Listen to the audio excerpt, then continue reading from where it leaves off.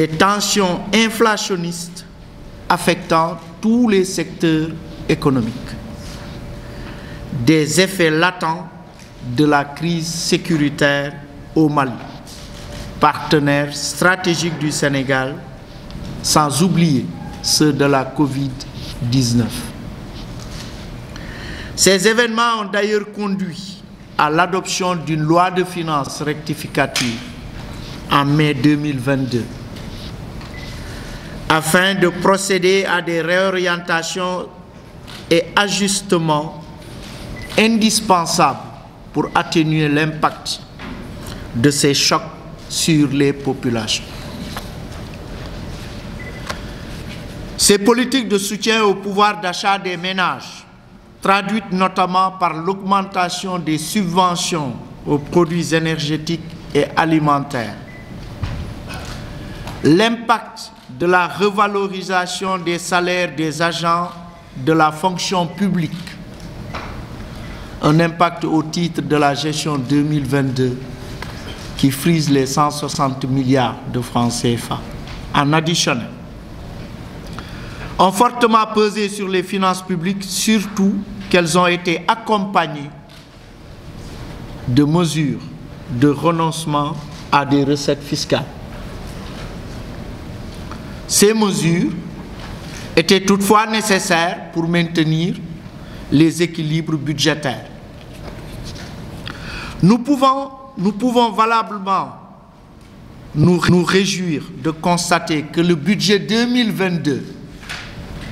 a été exécuté dans de bonnes conditions, avec un taux d'engagement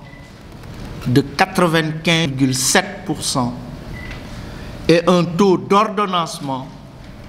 de 95,4% grâce à une bonne maîtrise des procédures sur toute la chaîne de dépenses. Pour vous donner l'ampleur des transactions, il faudra noter qu'en termes de nombre, pour cette année, ce n'est pas moins de 88 000 bons d'engagement qui ont été émis et pris en charge à 97,8%. Aujourd'hui, la déconcentration de l'ordonnancement des dépenses est aussi devenue un processus totalement maîtrisé, tant au niveau central qu'au niveau déconcentré, comme le confirment les évaluations qui ont été faites en cours d'année. Toutefois, il subsiste quelques contraintes et difficultés sur lesquelles nous échangerons ce matin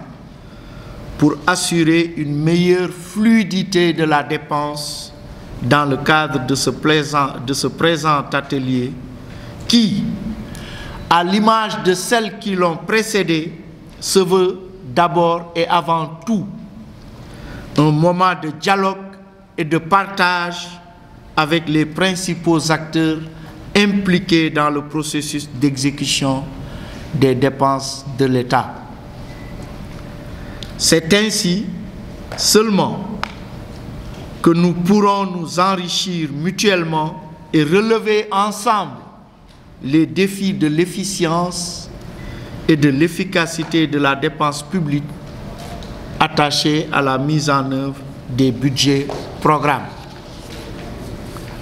Mesdames et messieurs, je voudrais rappeler que le budget de l'année 2023, arrêté à 6 411,5 milliards de francs CFA, est bâti à partir d'hypothèses de reprise progressive de l'activité économique, avec comme fait majeur le début de l'exploitation des ressources d'hydrocarbures qui devra avoir un impact sur la croissance économique attendue à deux chiffres, 10,1% contre 4,8% en 2022 et 6,5% en 2021. Retenons bien que le dernier taux de croissance tel que calculé par l'ANSD sur la base des données réelles pour 2021 est définitivement arrêté à 6,5% pour l'année 2021. C'est important parce que jusqu'ici, on était sur des taux de croissance estimatifs et l'ANSD, sur la base des données définitives, donc évalue la croissance économique du Sénégal en 2021 à 6,5%. Il n'est pas inutile de rappeler que le budget de cette année 2023 intervient dans un contexte, tout d'abord, de prolongement de la crise russo-ukrainienne, de consolidation de la politique de justice et d'équité sociale chère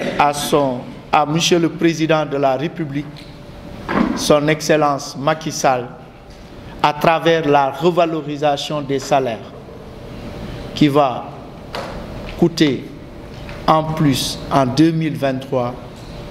236 milliards de plus, faisant de la masse salariale un montant en 2023 de 1273 milliards de francs CFA, ce qui équivaut à 36,5% de nos recettes fiscales attendues. C'est important de le relever. De lutte contre la vie chère, grâce à la poursuite des subventions, 550 milliards, dont 450 milliards pour l'énergie et 100 milliards pour les denrées de première nécessité, non compris les renonciations de recettes fiscales au niveau de la DGID et de recettes fiscales au niveau de la DGD. Non compris ces renonciations de recettes, les subventions seront de l'ordre de 550 milliards. Et toujours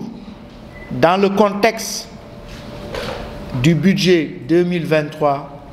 rappelons le soutien accru aux ménages les plus vulnérables. Le président de la République est revenu là-dessus sur son discours à la nation, avec des bourses de sécurité familiale qui passent